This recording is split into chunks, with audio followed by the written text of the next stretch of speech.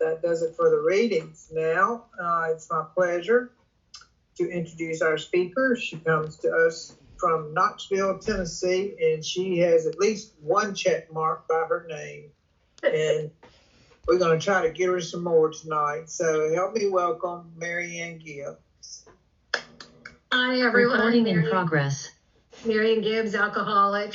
I'm so pleased to be invited. Thank you, Eric, for inviting me, and the warm welcome that I got from David and Jeannie. And it's nice to see some friends, Ryan, Allison, and Amanda. I saw Amanda. I'm like, we did a book study on Monday nights with Ryan and Allison, and then Ryan pops into the picture. So that's a huge treat to see. And I haven't seen him since I was falling down a wreck in March. My husband had just been diagnosed with stage 4 cancer, but we went to the convention up in the Appalachian Roundup, and so they caught me in the parking lot while I'm blubbering, and so, but I'm okay. You know, I'm so grateful to be sober. That's all I'm going to start with. So my sobriety date is July 12th, 1987. My home group is the Tennessee group here in Knoxville, Tennessee, where every Thursday night we open our doors at 5:30 for fellowship and cookies. And then our meeting starts at 7. It's a 1-hour podium participation using the literature. And it's a kind of a California style meeting. Me and another gal from California started the meeting. We also now have Al-Anon connected in the next room over, and Alateen, because this is a family illness. And we think that, you know, everybody should have the opportunity to get into the recovery program. But so, and my sponsor's name is Donna, and we just celebrated her 44th year of sobriety. So I'm really grateful for that.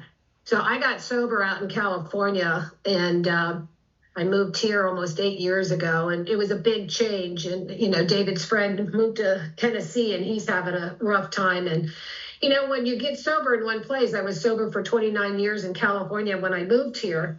And I thought I was just going to roll right on in and everything's going to be into place. And they didn't have corrections. I've always done corrections and treatment. They didn't have a treatment or corrections group, and I was like, oh my God, they come with the key a minute before the meeting and they're leaving a minute after the meeting. I'm like, oh, and I'm calling my sponsor in California.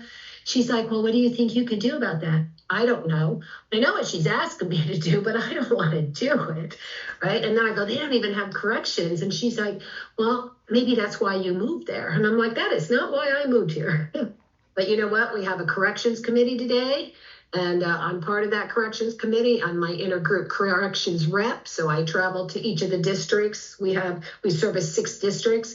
I go to a district meeting every month for another district to carry the message and what we can offer them. And then if they invite us to do a workshop, or I'm going to do a picnic next month. And I'm my alternate GSR for my home group. And you know, I'm an active participant here in Alcoholics Anonymous, and I'm really grateful that no matter what's going on in my life, I can still stay active in AA. So, like I said, I grew up in California, not the nice part of California. I grew up in the high desert in a town called Lancaster.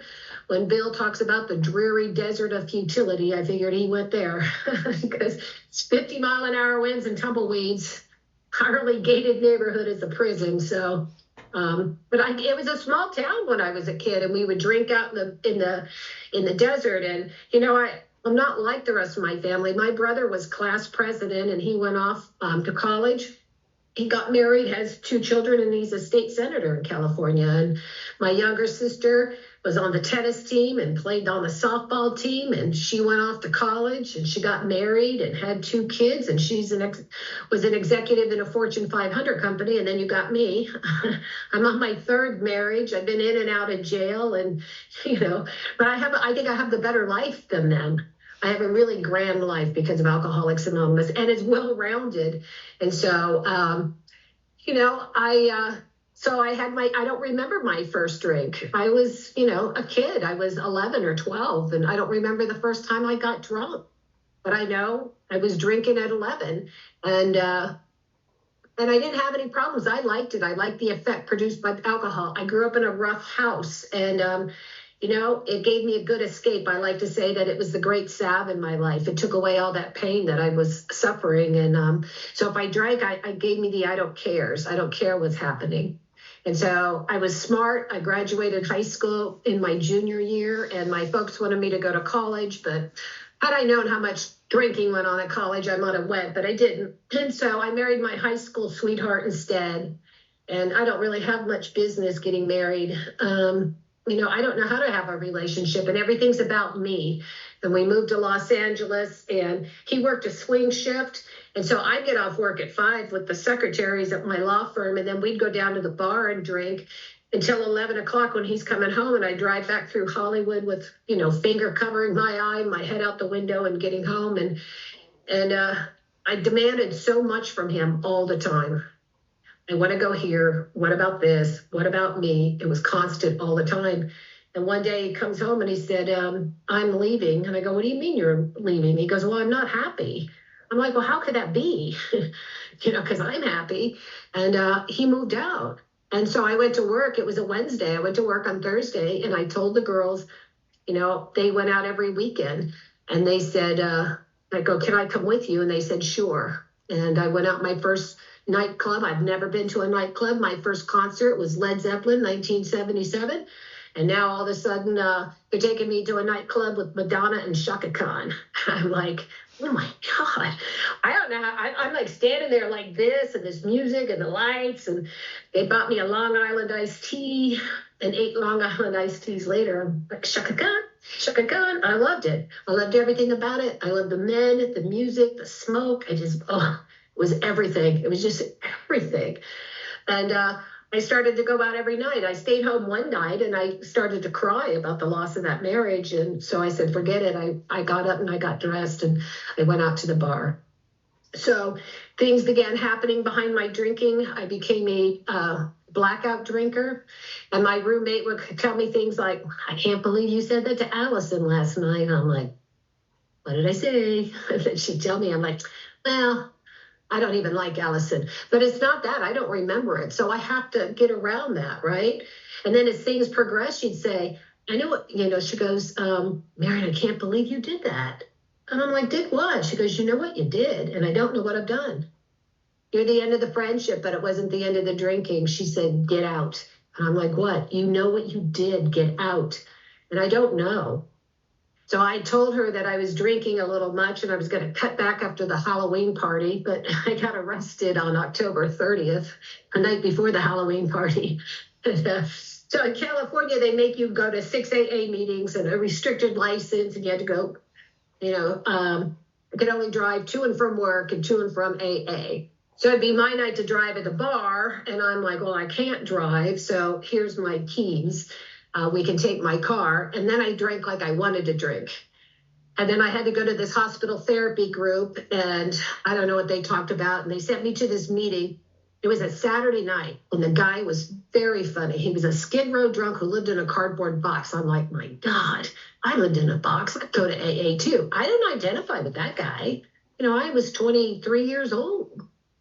And I went back and I told the little hospital group, and I said, if I have to suffer, at least the guy was funny. They said, better than that, there's a great bar next door.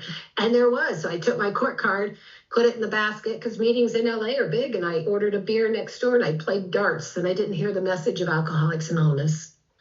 And I continued to drink, and one day I came home, and that roommate had moved out, and she left a note that said, you scare me. And I was mad, and I was mad because she moved and the rent was due, not because my best friend had moved. So I never paid any more rent. Now my drinking is taking on even larger quantities, and I've drinking myself out of a job. I have money in the bank, but you had to write checks and get postage in those days, and that was too much to do. So I end up I don't have any electricity, so I have an extension cord thrown from the parking structure up over the balcony. I plugged in a stereo, a fan, and a lamp. I picked out 50 bags of garbage that I picked out all those cigarette butts from. The book says our alcoholic life is the only normal one we know. And it doesn't matter how low I'm going, as long as I have something to drink, I'm okay. And I continue to live like that. I have a warrant on that drunk driving, and I'm arrested on another charge, and I go back to jail. And after 4 days in jail, I get home, I beg someone to come get me because I don't really have people left in my life. And I make it home, which I don't have keys to my apartment. I lost them a while ago, but I had a ladder that came from out the alley over the top.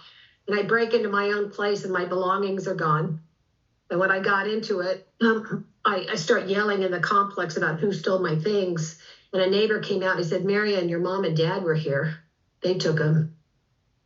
That's the last person you want to call. So I called my brother and his wife.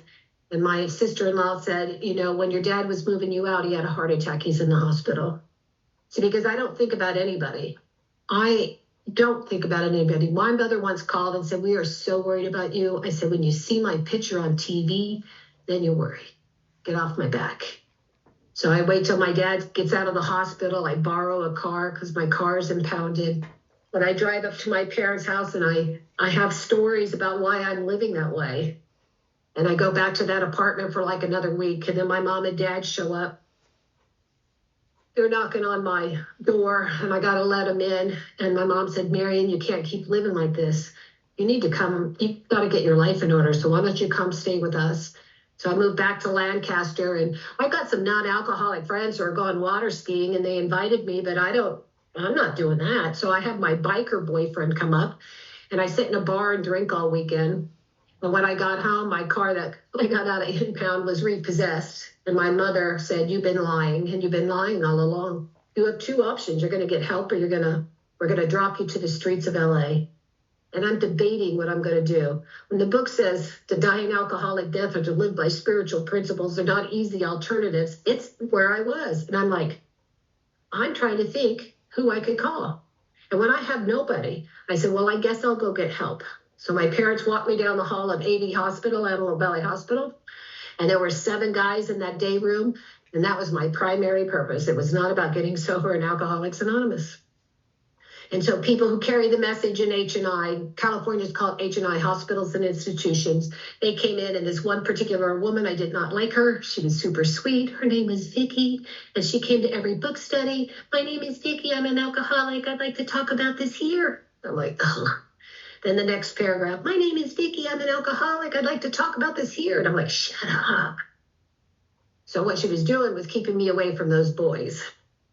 And so I hook up with one of those 30-day wonders. They told me to get a sponsor. They didn't tell me to get one that gave direction.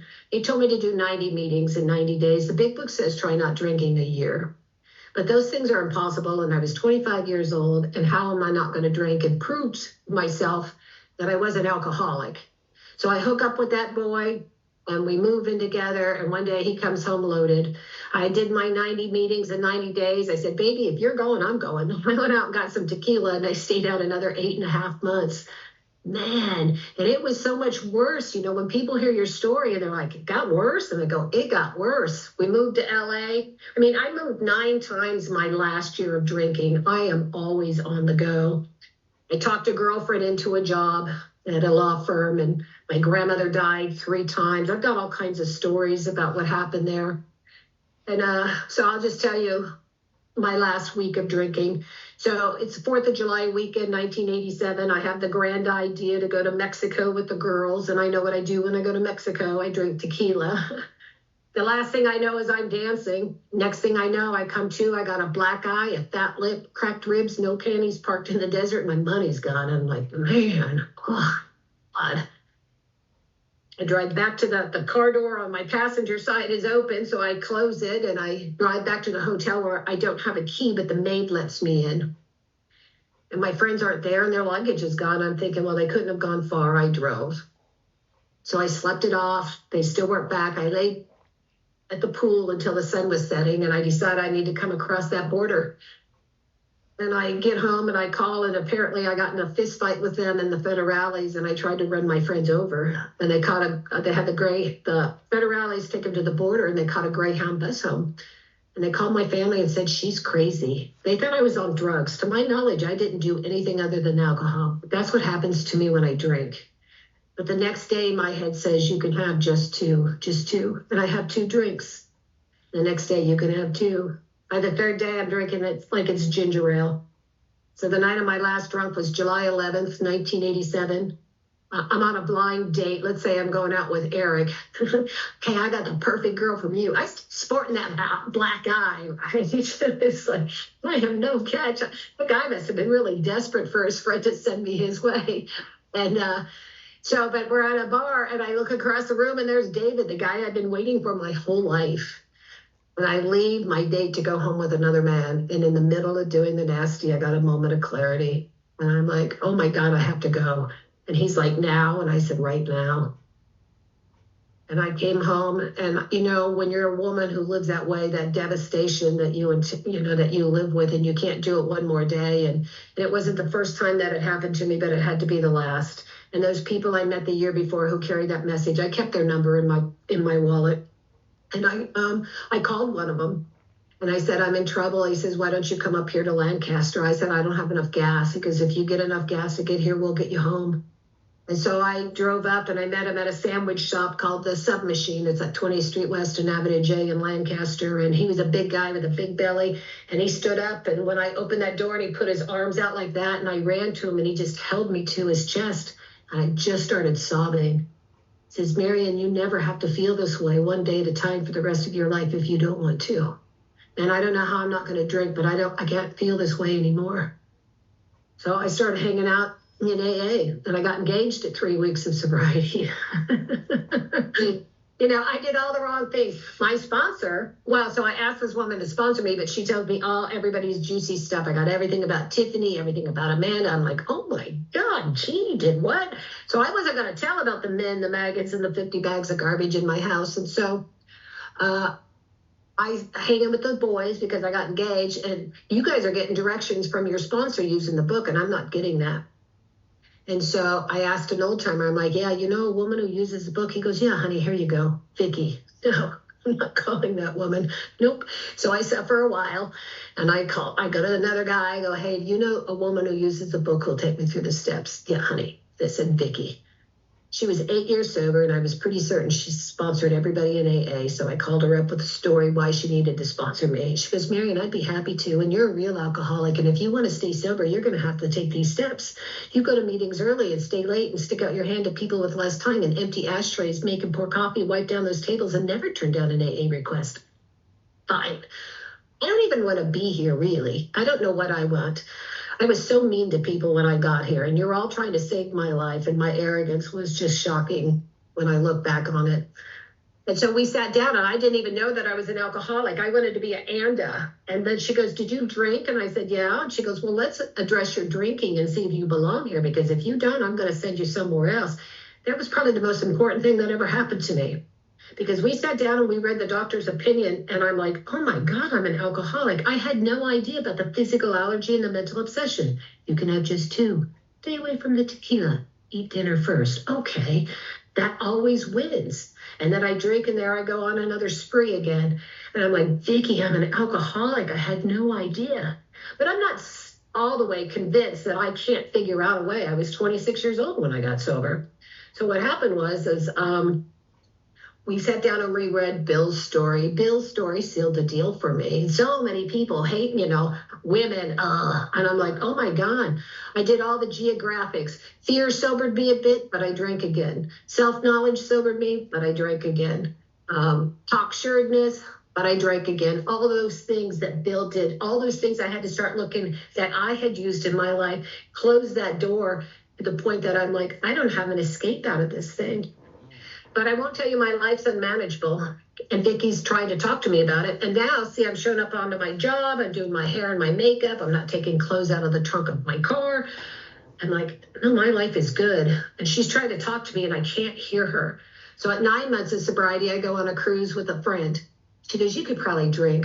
I go, yeah, first day, maybe even the second date. Third date, naked, hanging from the flagpole. She's like, oh.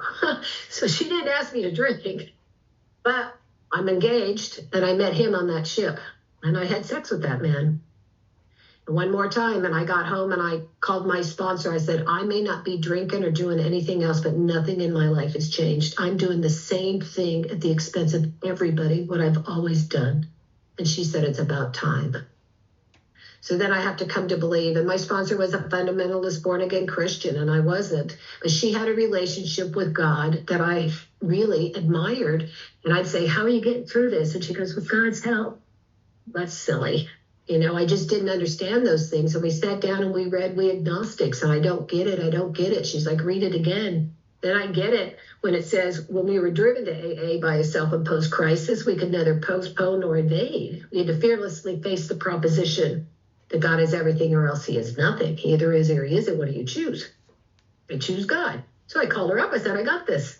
She goes, well, what about the next paragraph where it says, right at this point, we're squarely confronted with the question of faith. I got to step up that bridge of reason to the shore of faith. I can't do that. I believe all sorts of things, but do I have that kind of faith? Because in the next step, I'm going to have to get on my knees and turn my will and life over to that. I don't have that. I said, I can't, Vicki. She goes, you have to. I said, I'm like near tears. I said, I can't do it. She says, Marian, if you can't do that, you're going to have to drink again. And I continued to study that chapter until I understood what it was that I needed. I got rid of those old ideas. It says to lay down my prejudice a half a dozen times in there. I got to look what those prejudices are, the spiritual terms that deter me. I had to start doing all this work to establish a relationship with God. But Vicki had sold me on my first idea about God. She told me he loved me and he forgave me. And that's when I got here. I didn't know that, or I didn't believe it, but I believed her. So when it says we can start on simple and understandable terms, that God loves me and forgives me. And that's where I started in that relationship. And then I added that he could keep me sober and grant me mercy. Then Vicki came over after that, and we did the third step prayer. It was the first time I ever prayed on my knees out loud with another human being in my life, and I cried.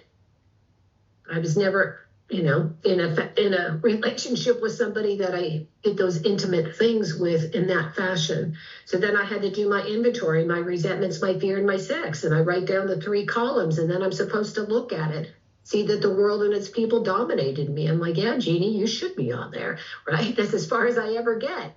But then it says it holds the key to the future, right? And I have to look at it from an entirely different angle.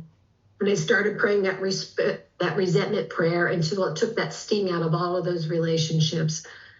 And, and then it says we resolutely look for our own mistakes. I'm like, my mistake? What are you talking about? I had to change that whole thing and take you out of the picture and look at myself. And then driven behind every resentment is fear. Fear, fear, fear. Fear drives every aspect of my life, and I had no idea. And I love it about fear. It says, remember, we're in the world to play the role he assigns. I'm like, I like the starring role. I wonder if he's giving me the sidekick. I don't want that. But I'm in that role to play the role he assigns. Then it says, we ask God to remove our fears and direct our attention to what he'd have us be. Not do, but be. I do a lot. But who does he want me to be? And then my sex conduct. And the good thing about that was if you were a girl like me, it says for our future conduct, for our future sex life. It allowed me to clean up the slate and come in here with a clean slate. And she came over and I spent 7 hours with her and I cried the entire time. I was intimate in a way I've never been intimate in my entire life. And then when she left, I got down the book and I did what it said. And, I tell people that the silence was deafening because when I laid there in that quiet, for the first time in my life, I had no voices in my head. When it says, we're at perfect peace and ease. And I was freaked out on that. And I called Vicki. She's like, well, that's how it's supposed to be. Well, I don't know that because I've never had it. So then, she came over to do step 6. She goes, you ready? And I go, yeah. She goes, are you entirely ready? Well, no. I mean, I like some of these. I mean, I want the ones you all see taken away. But what about the subtle ones, right? Amanda's got that really cute accent. Right? She didn't even know I got that. I'm envious. I got envy that lives in my heart. And you don't know that. And you don't even get to see it. So I went to a meeting. This is how bad it was. I went to my morning meeting, sunny, bright, all the lights were on, all the windows were on. There's a guy sitting there with the sunglasses on, and I'm looking at that dude the whole meeting. Oh, look at that guy. He's so slick, hip, and sick. Look at that. Thinks he's so cool, blah, blah, blah. And after the meeting, he got up with a cane. I'm like, oh, my God, because I'm so judgmental. He has no idea. I didn't know him. I mean, afterwards, I met him, and I told him what I had done, and he laughed. And, so I write the story. I don't even have all the information. I mean, those are the things that are now, she had me do an exercise that I could see where those were separating me from you and from God. And then I had to begin to practice the character building. I had to practice the opposite of my character defect. So when I'm greedy, I got to be generous. When I'm selfish, I got to be selfless. And, it was like, those were tall orders for someone like me. How do you put those into practice, right? And so when we did that and I got on my knees and I did that 7-step prayer to have all of me. And then I had to make a list of the people I'd hurt from my inventory. How did I hurt them emotionally, mentally, physically, spiritually, and financially? My parents were on there. How do you give back that emotional security you robbed? My parents laid in bed night after night worrying about what's happened to our girl, right? I stole my dad's entire coin collection when I was a teenager to buy cigarettes out of the machine for 30 cents a pack and then stand outside the liquor store to get somebody to buy it. My dad was a blue-collar worker, and he knew I stole it when I got caught. He asked me why, and I said, I don't know, because that's always been my answer. So when I did that inventory, I knew I did it. I was driven by fear. My 2 best friends that I palled around with both got $20 a week allowance. That was a lot in the 70s. I got $2, and I have to produce or I'm going to get cut out of the circle. And I was willing to steal from my own family. For that. That fear drove me to do those things that I would never have done on any other reason. So I made those amends. And the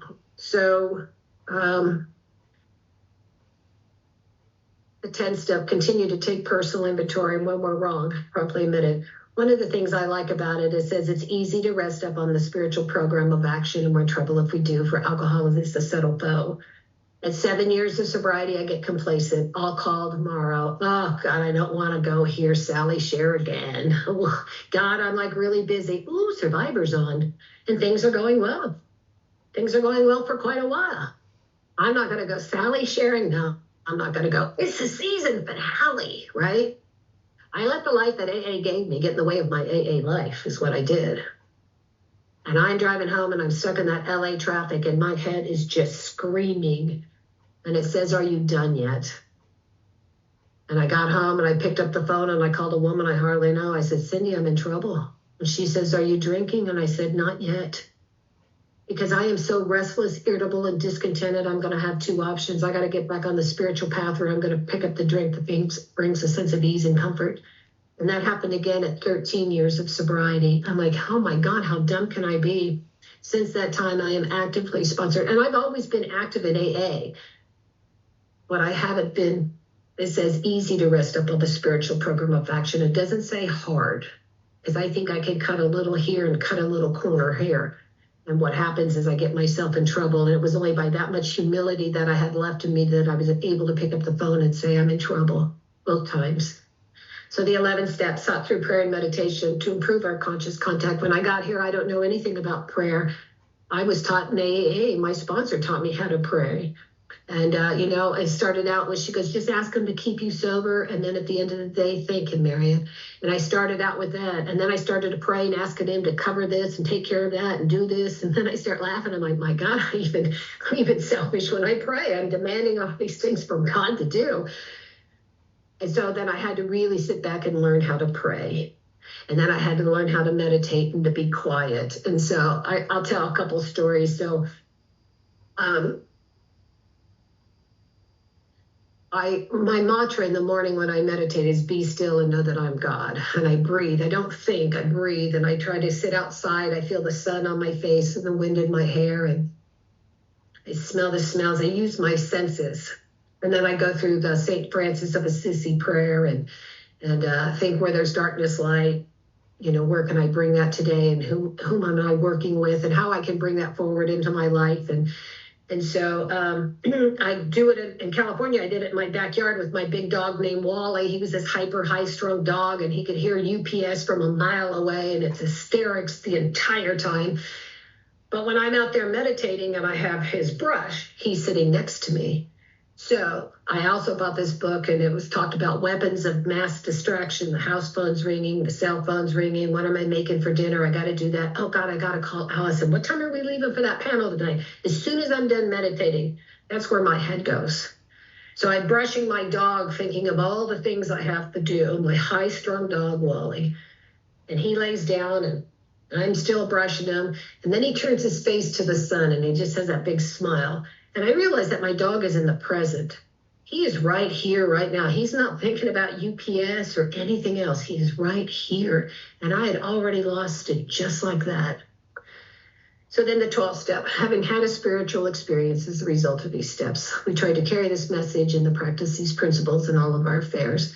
To get from where I was living in a maggot-infested apartment to where I am today, 36 years sober, is just crazy. You know, having had a spiritual awakening, something changed in me that changed every aspect of my life. That made me, when I love in the foreword, when I first read it, the 12 steps are a group of principles, spiritual in their nature, which is practice as a way of life, can expel the obsession to drink and allow the sufferer to become happily and usefully whole. I thought, well, that's a pretty bold statement, and I don't think so. But that has happened for me. I became happily and usefully whole. So then to carry the message, you know, my sponsor had 8 H&I panels in California, and so I didn't have anything to do, so I did it. And my first one were the juvenile boys at Camp Scudder. And for an hour and a half, I thought about somebody other than me. And I liked it so well because the next day I'd go back to my crazy self. I took another panel. I'm like 30 days sober. I'm kind of like Bill, you know, he's out going helping people. I don't know what kind of message I carried, but I got to stay sober in the process. And then I got from those 2 boys, I got AV Hospital, Palmdale Hospital, Acton Rehab, and Tehachapi State Prison. And so, you know, my whole life was about service, and I found a joy of giving that was never possible in my life prior to Alcoholics Anonymous.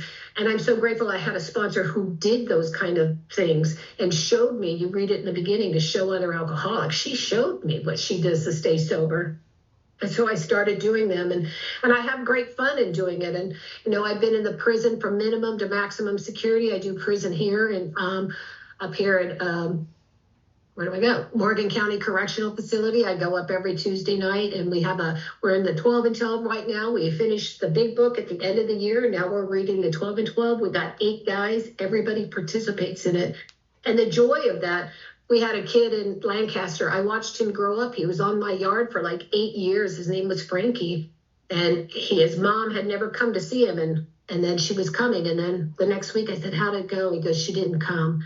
And he tells me his mom's alcoholic. He goes, she promises next week. So I gave him some literature. I said, tell her this is what's helping you. So he sees his mom. And about a year later, they're going to ship all the Hispanics out. They ship in brown out, black in. And I'm like, one of the other guys, Cesar, told me, and I go, you weren't going to tell me? And his little lip starts quivering, and I'm like, what? I go, is it because you're not going to see your family? And he's like, no. And I go, is it because, you know, you got to prove yourself somewhere else? No. I'm like, then what? He goes, I'm going to miss you guys. Because we're the only people in his life consistent for all of those years. So Frankie was gone for a couple of years, and right before I moved to Tennessee, I walk into my yard, and who's sitting in that meeting? Frankie. I go, what are you doing here? He goes, it's my last year. He was in a fire camp. They get all kinds of freedom. He goes, it's my last year, and I petitioned to come back here so I could spend it with you guys. What a testament to Alcoholics Anonymous and the people who carried that message. You know, we also had fun. They finally opened a level 3 yard at Tehachapi. And so they said, well, you have to wear a vest. And I'm like, okay. And I'm thinking it's a handicap vest that glow in the dark, but it's not. It's like a bulletproof vest. I'm like, what? They go, oh, they like to stick people. So me and my friend Diane and my friend Tony went into the yard, and the vest covers me. All of my organs are perfectly covered. And Diane is half my size, so it's overlapping her, but Tony's a big guy. And he's standing reading something off the bulletin board. I'm like, oh my God, would you look at him? He's a sitting duck. And Diane goes, I know, but they could stick us in the neck or our eye. They could take out our eye. I go, my name is Marian. I'm an alcoholic. She goes, you could be the pirate AA. I'm like, yeah, I don't think I get many people wanting to come carry the message. But there's such a great benefit and joy for them and for me. There's a love and a bond that I can't even describe to people, maybe because I felt separated my whole life. Because one of my inmates here asked me, why do you do this? I said, I felt separated my whole life. And most alcoholics I know felt that same thing. So not only did you feel that, but society has now separated you even further.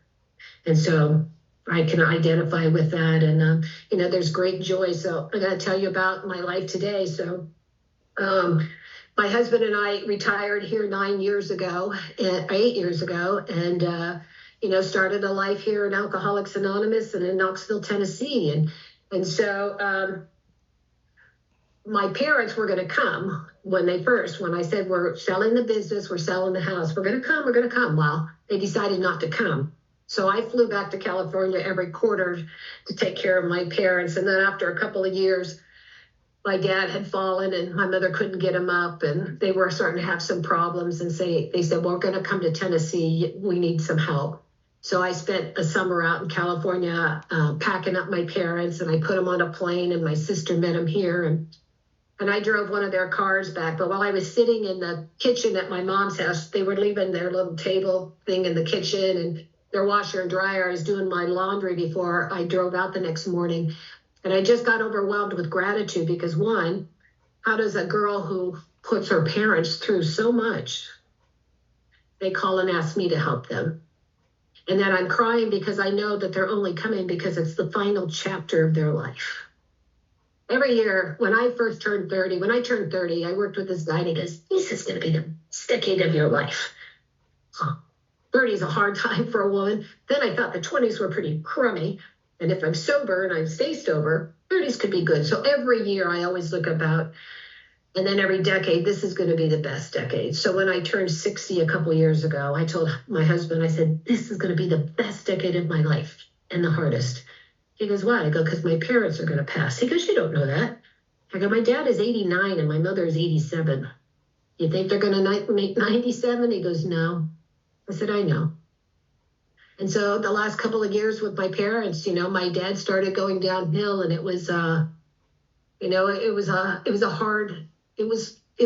to do that because I also had to step in take care of my mother while I'm taking care of my dad, who's in and out of the hospital and, in rehab. And then I get him into an assisted living home and helping him there. And then he breaks his hip and he died. Well, he doesn't die. He's struggling in the hospital. And then they put him in rehab and they crashed him at one point, and he comes to and in ICU, and he goes, damn it, Marian. I'm like, Daddy, I told them no excessive help. I don't think you're ready to go. You keep hanging on. But there was a day that I walked in and my dad's in his bed and he's crying. Why can't I just die? I just want to die. It was a long haul. And I knew he was developing cancer or pneumonia. So I walked out and I said, you will not send him back to the hospital and you will not give him any medication. This has got to end for him. And I took him out in the wheelchair. I brought my mother and we sat outside and my mother was ready to go. And I said, well, I'm going to take you in, Dad. And he goes, could I have a couple more minutes? And I said, sure. And he was feeling the sun on his face like my dog. And even though I grew up so harshly treated by them, I put my arms around him and I said, you were a good dad. He said, okay. And he was gone the next day. I think he needed to hear that. When my nephew and them came out for my dad's 90th birthday, he stayed with us, and then I took him over there and I did stuff. And he goes, I took him hiking and he said, could I ask you something? And I said, sure. He said, you treat your parents really well. And I said, yeah. He goes, well, I heard what it was like growing up. And I said, yeah, it was pretty tough. He goes, how is this possible? And I said, Alcoholics Anonymous. I said, one of the best gifts I got, was that through that inventory process. And I said, is forgiveness. I said, you go to church and you have the same thing. Forgive us our trespasses as we forgive those who trespass against us. And if you're asking God for 100%, you got to be willing to grant 100%. I said, but I've worked through that since. And, my parents were, especially with my father, never reconciled. And when we had the funeral, we had the one for my dad here. And one of my friends said, he said, Marian, it was so amazing the difference between what you said, what your sister said, and what your brother said. It's because I had a 30-some-year relationship sober with my dad that all of that stuff had no more bearing left in my life. And I'm so grateful for that. And then my husband and I lost all 4 of our parents in an 8-month period. It was a lot.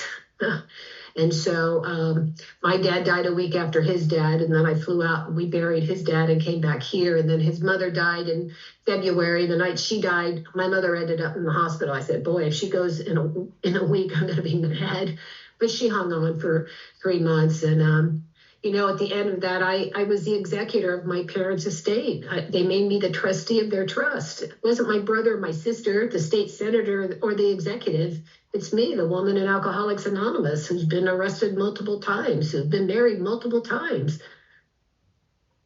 Because you gave me a set of principles to live by that are apparent in my family's life. And I'm so grateful for that. And I'm grateful that I got to step up and do the right thing for my family.